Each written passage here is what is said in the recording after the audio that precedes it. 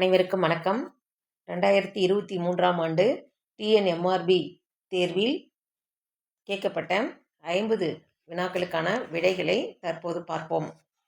கீழ்கண்ட நூல்களுள் மேத்தாவின் நூலை தேர்ந்தெடுக்கவும். ஊர்வலம், தண்ணீர் தண்ணீர், சில இறகுகள் சில பறவைகள், ஒரு சிறு இசை.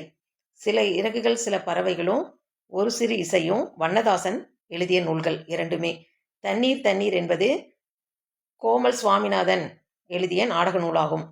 ஸோ சரியான விடை மேத்தா எழுதிய நூல் ஊர்வலம் என்பது சரியாகும். கேள்வி 2, கல்யாண்ஜியின் கவிதை நூல் அல்லாதது எதுன்னு கேட்குறாங்க.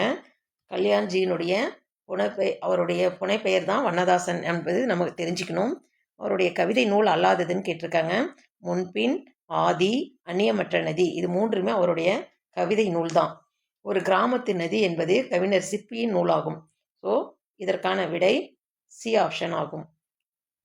3வது கேள்வி, புது கவிதை இவ்வாறு குறிப்பிடப்படுவதில்லை. புது கவிதை இவ்வாறு குறிப்பிடப்படுவது இல்லைன்னு சொல்லியிருக்காங்க. அதாவது புது கவிதை அப்படின்னா என்ன அப்படின்னு சொல்லி நம்ம தெரிஞ்சுக்கணும். புதிய படைப்புச் சூழலில் மரபு கவிதையின் யாப்புப்பிடியிலிருந்து விடுபட்ட கவிதைகள் தான் புது கவிதைகள்னு சொல்கிறாங்க. புது கவிதையை எவ்வாறெல்லாம் சொல்லலாம் அப்படின்னு பார்த்தோன்னா, இலகு கவிதை, கட்டற்ற கவிதை, விலங்குகள் இலா கவிதை, கட்டுக்குள் அடங்கா கவிதைன்னு சொல்லலாம் புது கவிதையை. இப்போ நான் சொன்ன 4மே இதில் இருக்கான்னு பார்ப்போம். கட்டற்ற கவிதை இருக்குது, விலங்குகள் இலா கவிதையும் இருக்குது, இலகு இலா கவிதை அப்படிங்கிறது தான் இல்லாதது. இப்போ புது கவிதை இவ்வாறு குறிப்பிடப்படுவதில்லை அப்படின்னு சொன்னால் இலகு கவிதைன்னு சொல்லியிருந்தா ஓகே ஆகும். இங்கே இலகு இலா கவிதைன்னு கொடுத்துருக்கான். இதுதான் தவறானதாக இருக்குது. இதுதான் ஆப்ஷன் சி தான் ரைட்டு. அப்போ டியும் பார்த்தீங்கன்னா கட்டுக்குள் அடங்கா கவிதையும் புது கவிதையாக தான் சொல்லப்படுகிறது.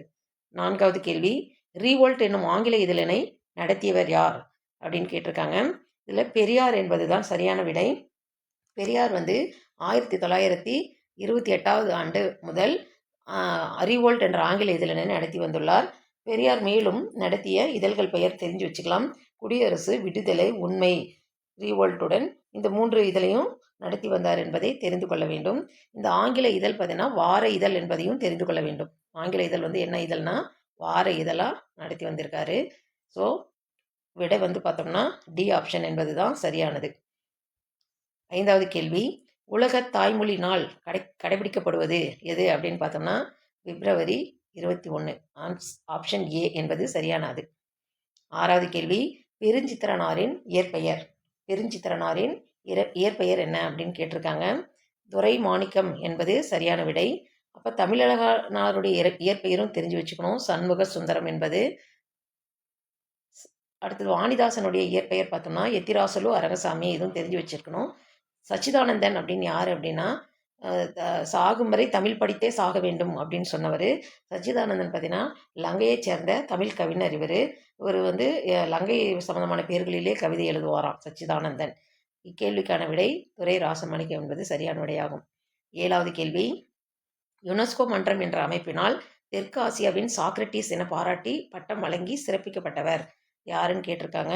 இதில் பார்த்தோம் அப்படின்னா தந்தை பெரியார் என்பது சரியான விடை. இவர் 1970வது வருடம் ஐக்கிய நாடுகள் சபையின் யுனெஸ்கோ அமைப்பு தந்தை பெரியாருக்கு தெற்காசியாவின் சாக்ரட்டிஸ் என்ற பட்டத்தை வழங்கி சிறப்பித்துதான். எனவே 7வது கேள்விக்கான விடை தந்தை பெரியார் என்பது சரியான விடையாகும். 8வது கேள்வி, நாட்டு பண்ணுக்கு மெய்ப்பாடுகளோடு நடனமாடிய முதல் பெண்மணி அப்படின்றவர் யாருன்னு கேட்டிருக்காங்க. நாட்டு பண்ணுக்கு பார்த்தோம்னா ஆப்ஷன் ஏ பால சரஸ்வதி என்பது தான் சரியான விடை. பழம்பெரும் பரதநாட்டிய கலைஞரான பாலசரஸ்வதி தேவி அவர்கள் கல்கத்தா மற்றும் காசியில் நடைபெற்ற அனைத்திந்திய இசை மாநாட்டிலும் சென்னையில் நடைபெற்ற இந்திய தேசிய காங்கிரஸ் கண்காட்சியிலும் நம் தேசிய கீதமான ஜனகன பாடலுக்கு நடனமாடியுள்ளார் என்பது அவருடைய மேலும் சிறப்பாகும். 9வது கேள்வி, கேழ்வரகு, சோளம் முதலியவற்றின் குலை வகைகளை குறிக்கும் சொல் எதுன்னு கேட்குறாங்க. கேழ்வரகு, சோளனாவே பயிர் சம்பந்தமான குல வகைகள். ஸோ கதிர் என்பது இதற்கு சரியான விடை. கதிர் என்பது இதற்கு சரியான விடையாகும்.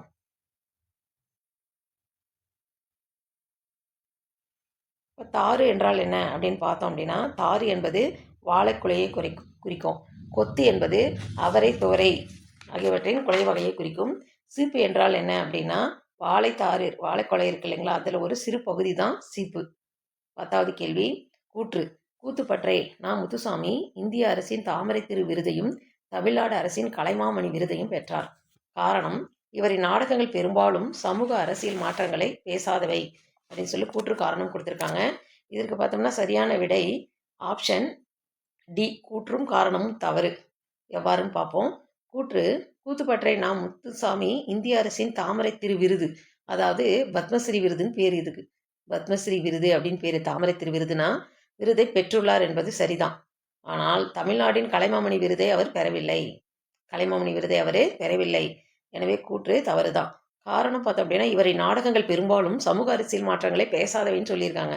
ஆனால் சமூக அரசியல் மாற்றங்களை பேசும் என்பது தான் உண்மை. எனவே இக்கேள்விக்கான விடை சி என்பது சரியானது. 11வது கேள்வி, 4 அடி சிற்றெல்லையும் 8 அடி பேரெல்லையும் கொண்ட நூல் எது அப்படின்னு கேட்டிருக்காங்க. 4 to 8 அடியில் இருக்கிறது அப்படின்னு பார்த்தோம்னா நமக்கு குறுந்தொகை. ஆப்ஷன் ஏ என்பது இதற்கு சரியான விடை. குறுந்தொகை தான் சரி. இப்போ மேலும் இருக்கிற நூல்கள் பற்றியும் பார்த்தலாம். கலித்தொகை 11 to 80 அடிகள். நெடுந்தொகைனா என்ன அப்படின்னா அகநானூறு. நெடுந்தொகைங்கிறது அகநானூறு 13 to 37 அடிகள் இருக்குமா. நற்றிணை என்பது 9 to 12 அடி வரை இருக்கும் அப்படின்னு சொல்லப்படுகிறது. 11வது கேள்விக்கான விடை ஏ. 12வது கேள்வி, அறம், பொருள், இன்பம் என்ற முப்பால் பகுப்புகளை கொண்ட நூல்கள் எதுன்னு சொல்லியிருக்காங்க. ஆப்ஷன் பி என்பது தான் சரியானது. திருக்குறளும் நாலடியாரும் அறத்துப்பால், பொருட்பால், இன்பத்துப்பால் என்ற 3 பிரிவுகளை கொண்ட நூல்கள்னு சொல்கிறாங்க. சிலப்பதிகாரமும் மணிமேகலையும் இதனால் 2 காப்பியங்களின் பிரிவுகள் அப்படின்னு காதைகளாக சொல்லப்படுகிறது. அகநானூறும் புறநானூறும் பார்த்தோம்னா புறநானூறு புறத்திணை துறைகள் பகுப்பு முறையில் பாடப்படுகிறது. அகநானூற்று பிரிவுகள் களிற்றி ஆணை நிறை, மணிமிடை பவளம், நித்திலை கோவை ஆகியவற்றின் அடிப்படையில் பாடப்படும் நூல் அப்படின்னு சொல்லியிருக்காங்க.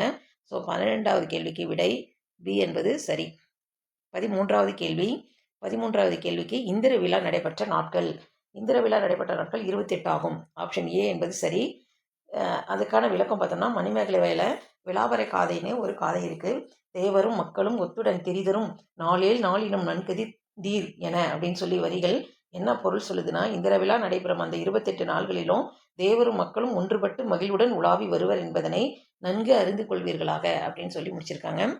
அடுத்த பார்த்தீங்கன்னா 13வது கேள்வி, நெடுவேல் குன்றம் என்று அழைக்கப்படும் மலை எது அப்படின்னு கேட்டிருக்காங்க. நெடுவேல் குன்றம் என்றாலே சுருளிமலைன்னு பொருள். அது சுருளிமலைன்னு சொல்லலாம்.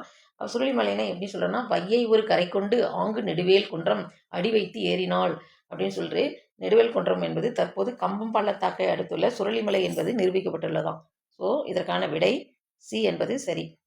15வது கேள்வி, மாயம் என்னும் சொல் தரும் பொருள் என்ன அப்படின்னு கேட்டிருக்காங்க. மாயம் என்றால் விளையாட்டு என்பது சரி. எவ்வாறு எனில், பெருமாள் திருமொழி அப்படின்னு ஒரு நூல் இருக்குது, குலசேகர ஆழ்வார் எழுதியது. அதில் தான் மாயம் என்ற வார்த்தை வந்துள்ளது. வாளால் அறுத்தி சுடினும் மருத்துவன் பால் மாளாத காதல் நோயாளன் போல மாயத்தால் மீளா துயரதனினும் வித்துவ கோட்டம்மா நீ ஆளா உணதருளே பார்ப்பன் அடியனே அப்படின்னு சொல்லி குலசேகர ஆழ்வார் பாடியுள்ளார். இதில் தான் மாயம் அப்படின்ற வார்த்தையோடு பொருள் விளையாட்டு என்று குறிப்பிடப்படுகிறது. 16வது கேள்வி, உழைவின்றி தாளாது உயற்றுபவர். உழைவின்றி தாளாது உயற்றுபவர், அது திருக்குறள் வரி இது. இதற்கான விடை பார்த்தோம் அப்படின்னா முயற்சி உடையார்னு சொல்கிறோம். பொருள் தெரிஞ்சு சொல்லிக்கலாம். அதற்கான திருக்குறளை கவனிங்க. ஊழையும் உப்பக்கம் காண்பர் உழைவின்றி தாளாது உயற்றுபவர் அப்படிங்கிறது தான் திருக்குறள். இதற்கான அர்த்தம் பற்றோம்னா, ஊழ் என்றால் வெல்ல முடியாத ஒன்று என்பார்கள். ஆனால் சோர்வில்லாமல் முயற்சி செய்பவர்கள் அந்த ஊழையும், அதாவது விதியையும் தோல்வி அடைய செய்வர் என்பது தான் இந்த திருக்குறளுக்கான பொருள். ஸோ 16வதுக்கான கேள்வி டி ஆப்ஷன் என்பது சரி. 17வது கேள்வி பார்த்தோம்னா, 782 அடிகளை கொண்ட மதுரை காஞ்சியில் மதுரை பற்றி மட்டுமே சிறப்பிக்கும் அடிகள் எத்தனை அப்படின்னு கேட்டிருக்காங்க. மதுரை பற்றி மட்டுமே சிறப்பிக்கப்பட்ட அடிகள் பார்த்தோம்னா 354. மதுரை காஞ்சியை எழுதியவர் மாங்குடி மருதனார்.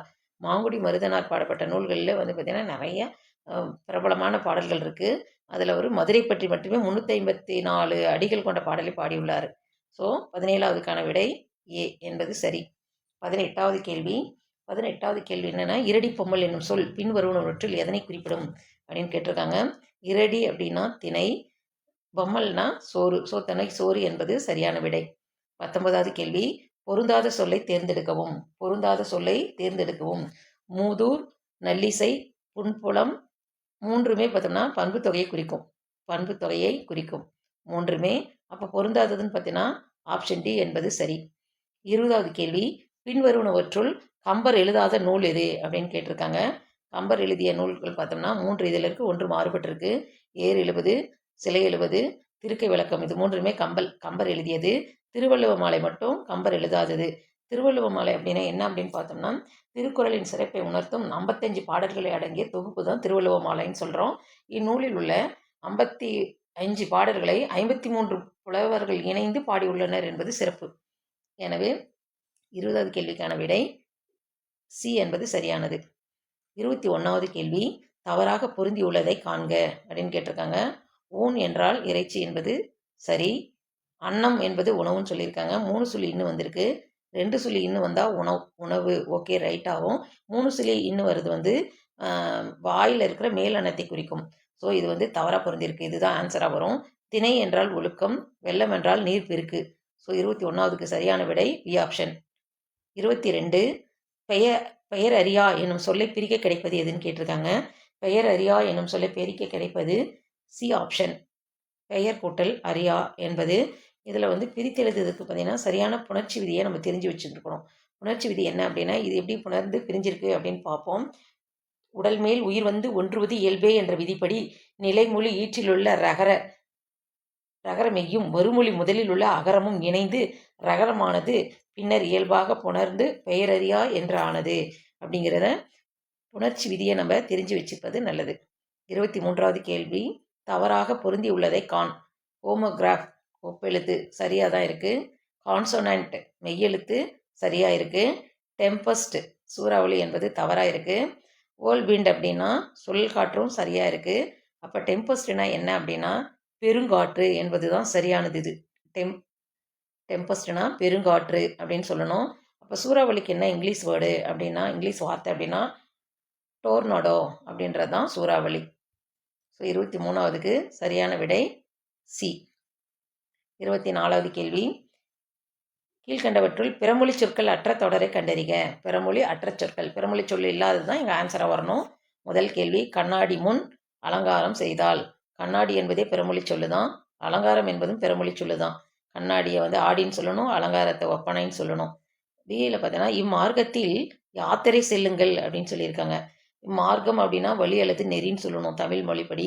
யாத்திரை அப்படின்னா பயணம்னு வந்திருந்தா நான் தமிழ் மொழின்னு சொல்லலாம். இப்போ இதுலேயும் 2 வார்த்தைகள் பிறமொழி சொற்கள் தான். சியில் அரசு உத்தியோகம் கிடைப்பது என்பது எளிதன்று அப்படின்னு சொல்லியிருக்காங்க. இங்கே உத்தியோகம் அப்படிங்கிறது நமக்கு வந்து அலுவல் அப்படின்னு சொல்லணும் தமிழ் முறைப்படி. இதுலேயும் பிறமொழி சொற்கள் வந்திருக்கு. கேள்வி என்னன்னு பார்த்துக்கோங்க. பிறமொழி சொற்கள் அற்ற தொடர் அப்படின்னு கேட்டிருக்காங்க.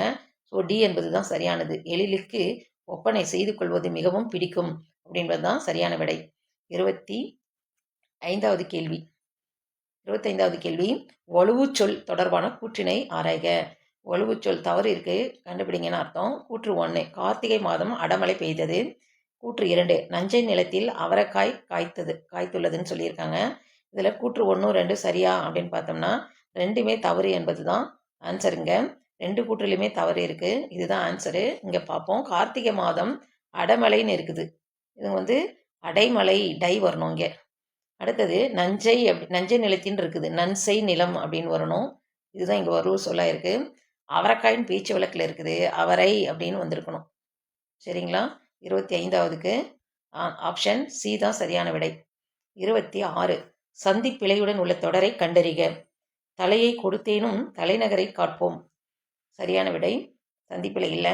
சிறிய குடத்தையோ பித்தளை செம்பையோ தலையில் வைத்து தாளத்திற்கேற்ப ஆடுதலே கரகம். இதுவும் சரியாக தான் இருக்குது. 4வது விடை பாருங்கள். தமிழக மக்களின் வீரத்தை சொல்லும் கலையாக திகழ்வது புலியாட்டம். இதுவும் சரியாக தான் இருக்குது. சியில் பார்க்கும்போதே நமக்கு தெரியுது ஏகப்பட்ட சந்திப்பிழைகளோடு இந்த வாக்கியம் இருக்குது என்பதை புரிந்து கொள்ளலாம். தக கக தக தக தக கத் தந்த தத்த தந்த கக என்று பாடினான். இதுதான் விட. சந்திப்பிழையோடு இருக்கிற தொடர் அதுதான். 27வது, கவிதை புலவரால் இயற்றப்பட்டது என்பது என்ன தொடர் அப்படின்னு கேட்டிருக்காங்க. கவிதை புலவரால் இயற்றப்பட்டது என்பது செய்பாட்டு வினைத்தொடர். அப்போ தன்வினை தொடர்னா என்ன, பிறவினைனா என்னன்னு பார்த்துக்கணும்.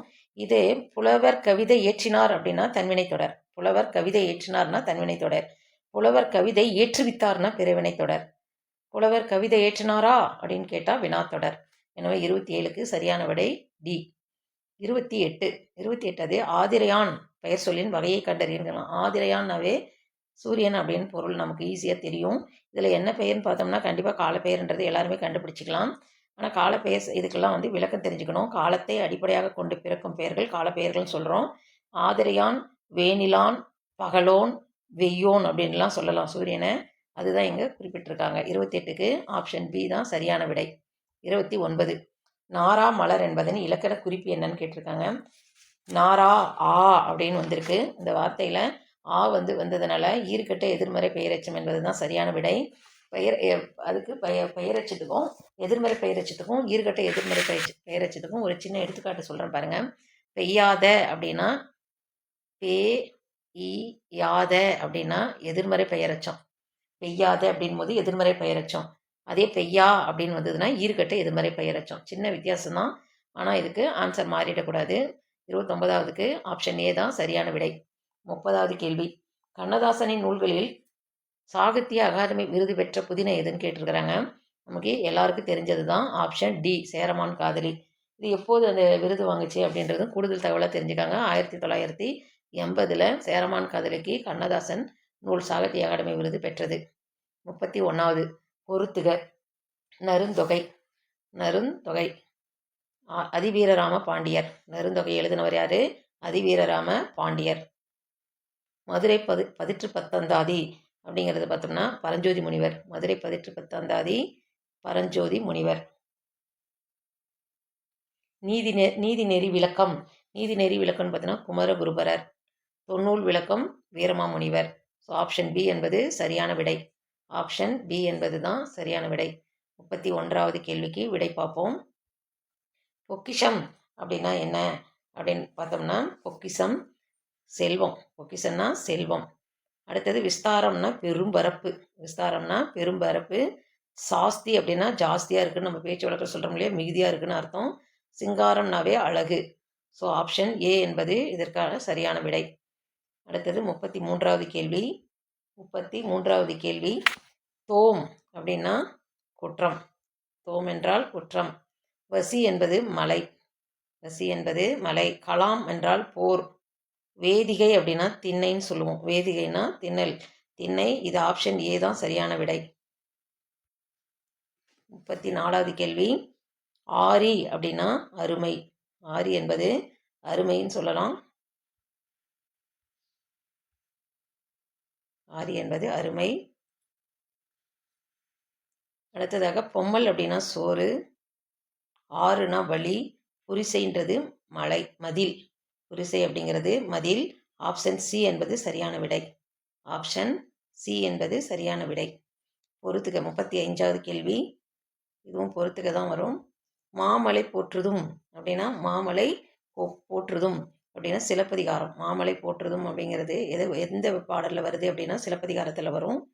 அடுத்தது பட்டி மண்டபத்து பாங்கறிந்து ஏறுமின். பட்டி மண்டபத்து பாங்கறிந்து ஏறுமின்னா மணிமேகலையில் வரும்.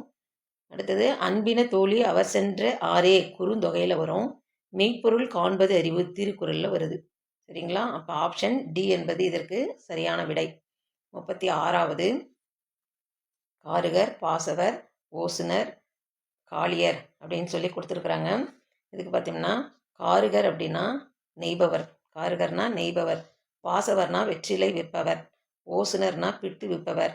காளியர்னா எண்ணெய் விற்பவர். So answer is B option. Answer எது குறிக்குதுன்னா 37வது கேள்வி பார்ப்போம். பொறுத்துக. மாக்கடல். மாக்கடல் என்பது உரிச்சொல். உரிச்சொற்கள் என்னென்னு தெரிஞ்சுக்கலாம். சால, உரு, தவ, நனி, தட, மா, கூர், மல, குல, கடி, களி, மல்லல் என்பதெல்லாம் உரிச்சொல். அதுபோன்று மா என்று வந்துள்ளதால் இது உரிச்சொல் என்று கூறுவோம். வில்வாள் என்பது உண்மை தொகையை குறிக்கும். வில்லும் வாளும் என்ற தொடரில் விகுதி மறைந்து வந்துள்ளதால் இதை உண்மை தொகைன்னு சொல்லலாம். அதிர்குரல் என்பது வினைத்தொகையாகும்.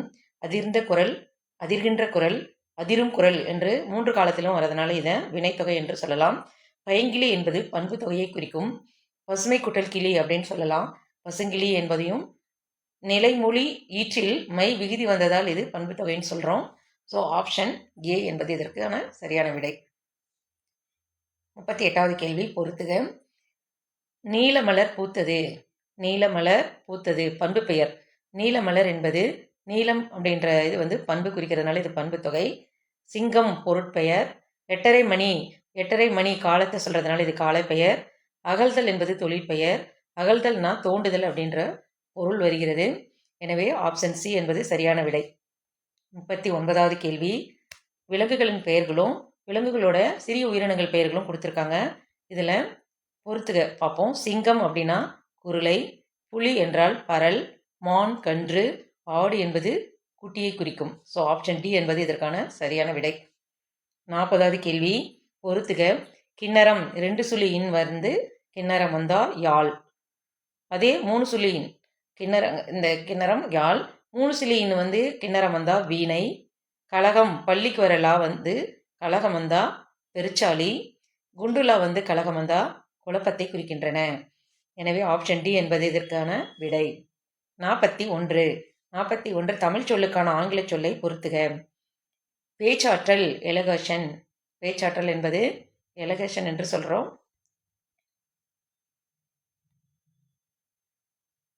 அழகியல் அப்படின்னா ஆஸ்திட்டிஸ். ஓமை என்பது பேரபிள். பொறிப்பு இன்ஸ்கிரிப்ஷன். பொறிப்பு என்பது இன்ஸ்கிரிப்ஷன். ஸோ ஆப்ஷன் பி என்பது இதற்கு சரியான விடை. 42வது கேள்வி. பொறுத்துக.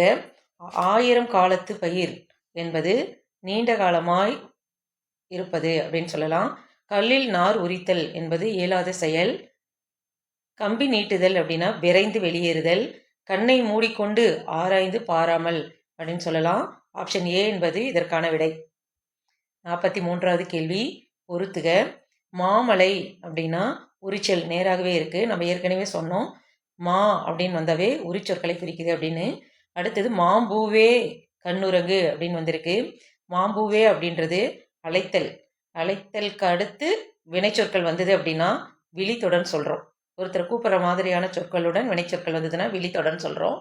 அடுத்தது பாடினேன் அப்படின்னு சொல்லுவது வினைமுற்று. பாடினேன் தாலாட்டு அப்படின்னு சொன்னால் வினைமுற்று. ஆடி ஆடி ஓய்ந்துறங்கு அப்படின்னா அடுக்கு தொடர். ஆடி ஆடி அப்படின்னு சொல்லி அடிக்கு வந்திருக்கிறதுனால இது அடுக்கு தொடர்னு சொல்கிறோம். ஆப்ஷன் பி என்பது இதற்கான விடை. 44வது கேள்வி. பொறுத்துக. அவள் பாடினாள். அவள் பாடினாள் என்பது தன்வினை. அவள் பாடினாள் என்பது தன்வினையை குறிக்கும். ஆசிரியர் படிக்க வைத்தார் அப்படின்னா பிறவினையை குறிக்கும். கபிலன் உரையாற்றினான் அப்படின்னா செய்வினை தொடர். தொல்காப்பியம் தொல்காப்பியரால் இயற்றப்பட்டது அப்படின்னு சொன்னோம்னா செயற்பாட்டு வினைத்தொடர். செயற்பாட்டு வினைத்தொடர். 44வதுக்கு ஆப்ஷன் பி சரியான விடை. 45வது கேள்வி. ஸ்திரீ சக்தி புரஸ்கார விருது அப்படி சொல்லி யார் வாங்கினாங்க அப்படின்னு பார்த்தோம்னா சின்ன பிள்ளை அம்மா வாங்கியிருக்காங்க. வாள் உரிமை விருது யார் வாங்கினாங்கன்னா கிருஷ்ணம்மாள் ஜெகநாதன் வாங்கியிருக்காங்க. சாகித்ய அகாடமி விருது யார் வாங்கினாங்க அப்படின்னு பார்த்தோம்னா ராஜம் கிருஷ்ணன் வாங்கியிருக்காங்க. தாமரை செவ்வணி விருது யார் வாங்கியிருக்காங்கன்னா பால சரஸ்வதி அம்மா வாங்கியிருக்காங்க. இல்லை நல்லா தெரிஞ்சுக்கோங்க. தாமரை செவ்வணி விருது அப்படின்னா என்ன அப்படின்னா பத்ம விபூஷன் விருது. பத்ம விபூஷன் விருது. அதே போல் ராஜம் கிருஷ்ணன் சாகித்ய அகாடமி விருது வாங்கியிருக்காங்க இல்லையா, இது எந்த நூலுக்கு வாங்கினாங்க அப்படின்னு பார்த்தோம்னா வேருக்கு நீர் அப்படின்ற நூலுக்கு வாங்கினாங்க. இது கூடுதலாக தெரிஞ்சுக்கோங்க. சரிங்களா? இதுக்கு ஆப்ஷன் டி என்பது சரியான விடை. 46வது கேள்வி. செவ்விலக்கியம் அப்படின்றது என்ன மேட்ச் பொறுத்துக்க பார்க்குறோம். செவ்விலக்கியம் அப்படின்னா கிளாசிக்கல் லிட்ரேச்சர். Classical literature. காப்பிய இலக்கியம்னா எபிக் லிட்ரேச்சர். பண்டைய இலக்கியம் அப்படிங்கிறது ஆன்சியன்ட் லிட்ரேச்சர். நாட்டுப்புற இலக்கியம் என்பது ஃபோக் லிட்ரேச்சர் அப்படின்னு சொல்லலாம். ஸோ ஆப்ஷன் சி என்பது இதற்கான விடை. 47வது கேள்வி. கருவிகள் பேரும் அதோட பரிவர்த்தனைகள் பேர்கள்லாம் கொடுத்துருக்குறாங்க. இதற்கான விடையை பார்ப்போம். தோல் கருவி என்பது முழவு. தோல் கருவி முழவை குறிக்கும். அடுத்தது நரம்பு கருவி என்பது பரிவாதினி. பரிவாதினி. காற்றுக்கருவி என்பது கொம்பு கருவி. கஞ்சக்கருவி என்பது சேகண்டி. ஸோ இதற்கான விடை ஆப்ஷன் டி. 48வது கேள்வி பார்க்கலாம். இதுவும் பொறுத்துக தான். தண்ணீர் தண்ணீர் யார் எழுதுனாங்க அப்படின்னு பார்க்குறோம். கோமல் சுவாமிநாதன் அவர்கள் தான் தண்ணீர் தண்ணீர் என்ற நாடக நூல் அது அவர் தான் எழுதினார்.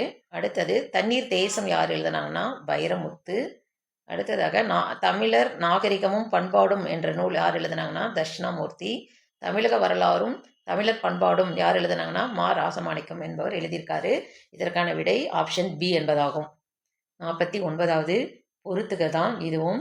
கேலிச்சித்திரம் யார் எழுதுனாங்கன்னு கேட்டிருக்காங்க. கேலிச்சித்திரம் எழுதியவர் பாரதியார். கேலிச்சித்திரம் எழுதியவர் பாரதியார். லிமரைக்கு யார் எழுதுனாங்க அப்படின்னா ஈரோடு தமிழன்பன். நவ இந்தியா யார் எழுதுனாங்க அப்படின்னா பிச்சமூர்த்தி. பிச்சமூர்த்தி. தமிழர் சமுதாயம்ன்றது கவிஞர் தமிழர் ஒளி எழுதியிருக்காரு. ஸோ இதற்கான விடை ஆப்ஷன் டி. 50வது கேள்வியை பார்ப்போம். பொறுத்துக. கவிஞரேறு அப்படி என்பது வாணிதாசன். கவிஞரேறு என்பது வாணிதாசன். பாவலரேறு அப்படின்னா பெருஞ்சித்திரனார். பாவலரேறு பெருஞ்சித்திரனார். கவி ஞாயிறுனா தாராபாரதி. மொழி ஞாயிறு தேவநேய பாவாணர். ஸோ ஆப்ஷன் பி என்பது இதற்கான சரியான விடை. நன்றி.